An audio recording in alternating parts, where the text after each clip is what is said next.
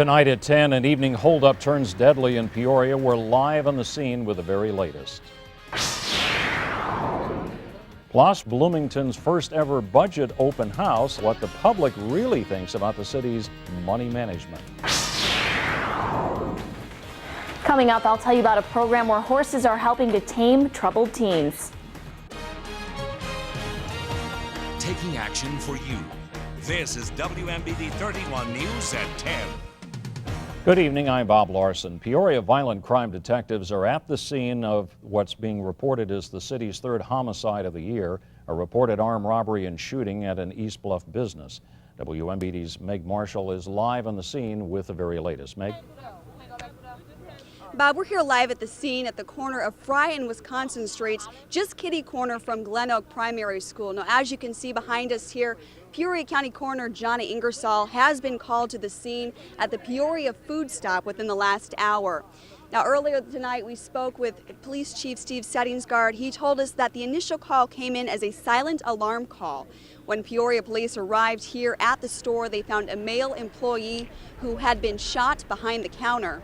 Now, when they checked on the employee, they found that he had died here at the scene. According to Police Chief Settingsgard, they do not have any suspects in custody at this time. However, detectives and homicide divisions do remain here at the scene, checking the area. They have a large section of the East Bluff cordoned off as they continue their investigation.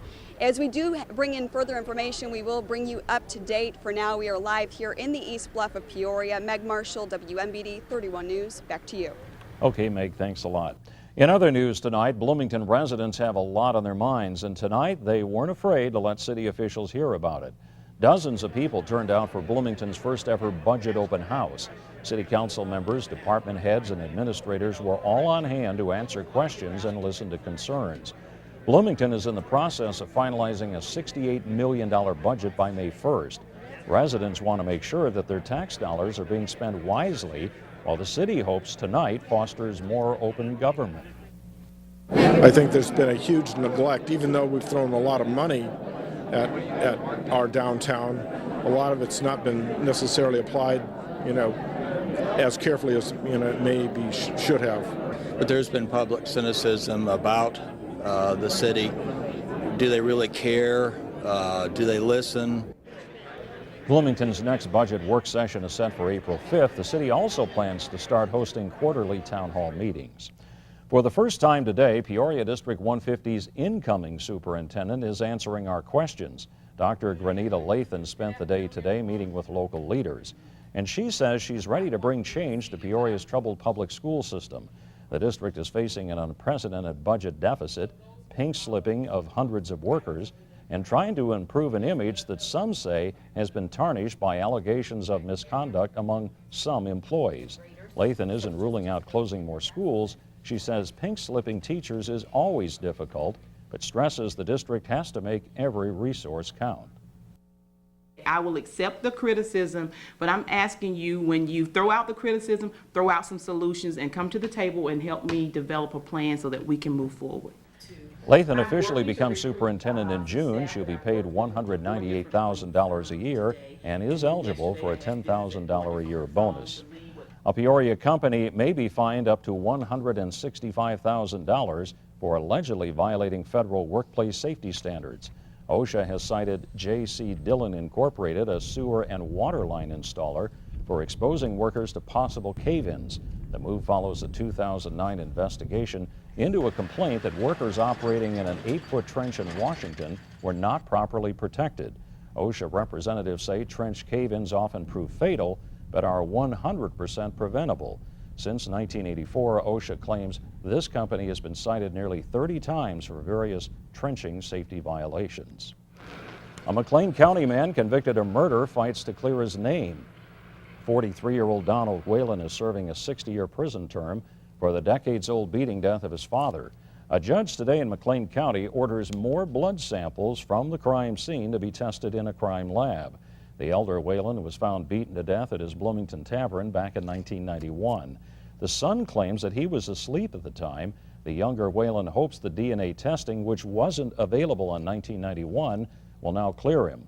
Whalen will be back in court May 26th. The Peoria Times-Observer is ceasing publication. According to the paper's website today, the April 28th edition will be its last. The Times-Observer is a free publication delivered to residents in North Peoria and Dunlap. According to the paper, the decision comes from the corporate level. The Times-Observer's 2 full-time staff members have been named editors of the new Woodford Times, which will serve Metamora, Eureka, and Germantown Hills. That publication is expected to launch on May the 5th. Citizens Against Substance Abuse takes action against underage drinking at a mayoral dinner tonight. Abuse experts spoke to a crowd at Eureka College about the benefits of enacting a social host ordinance. Now, studies show that most teens get alcohol from a social source, friends, parties, and even parents, and not buying from a liquor store or a bar. Proponents say a social host ordinance would also help create barriers on alcohol to youngsters and also targets where underage drinking takes place. Eureka, Metamora, Congerville, and El Paso communities were represented at tonight's dinner. Troubled teens are making strides at a ranch in Flanagan. At-risk youth train horses as a type of behavior rehabilitation. And as WMBD Sarah Barwatch reports, the program is transforming lives. Here at Salem Ranch, these horses are helping to tame troubled teens. For many of them, this is their last chance to turn their lives around. For the 27 boys who work and go to school at Salem Ranch, their reasons for being here are as different as the animals they care for. I was struggling in school and not doing so well. I was part of a gang, and I lived the gang life. I was smoking every day, drinking. It's a good boy. 17-year-old Chris Buckingham, affectionately called Buck, is a year and a half into his stay. The first time I rode him, he was like really ignorant. He didn't want to do anything, but now he's doing really good. After Buck's parents died, he came to the ranch because he says he was going down the wrong path. I used to lie and steal a little bit and manipulate my aunt and uncle. But that all changed once Buck started working with horses several times a week. Horses here, I like them a lot. They do teach you a lot of things, trustworthy, responsibilities and stuff like that. The director hopes these life skills stick with the men into the real world. It begins to teach them how to have appropriate and healthy relationships, even beginning with an animal, and then we use that to carry over to people. I kind of don't get frustrated so easy. I'm more relaxed and I calm down really nice. But soon Buck's horse will be sold, and once again he'll have to say goodbye to a loved one. I'm gonna miss him, really. He's an awesome horse, but there's always gonna be another one to come. Buck now wants to work with horses professionally and be an employee here at Salem Ranch.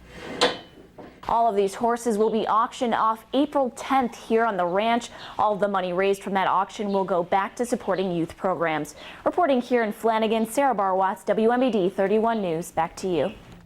Now, if you'd like to know more about the auction and the program we just showed you, you can visit our website at ciproud.com. Beautiful spring day today, but will these mild temperatures stick around and the wind as well? And for that, we turn to Chief Meteorologist Marcus Bailey in the 3D Live Weather Center. Marcus? Hi, Bob. Not only will it stick around, it'll actually improve as we roll through the couple of days, and the winds will stick around as well. That was the other part of the question you asked. 70 in Galesburg for a high today, 68 in Peoria, and 65 in Bloomington. Normal for highs. Keep in mind, normal high for this time of year should be around 55. We're all into the mid to upper 50s currently, so still very mild at this late hour. Not quite as chilly start tomorrow morning as we dip down in the mid to upper 40s, and with abundant sunshine tomorrow again, 73 will be our afternoon high. Again, a little bit breezy at times. We're even warmer for our Thursday and Friday. We'll talk about that in your 3D Live forecast coming up in just a few minutes. Bob? Well, coming up just in time for Easter, tens of thousands of eggs make their way to the River City. We'll have more on the unusual delivery in just a moment. Plus, how new technology is helping unravel the mystery surrounding the Shroud of Turin. And later, a Bradley senior gets a trip to the Final Four this week. Kurt tells us why ahead in sports.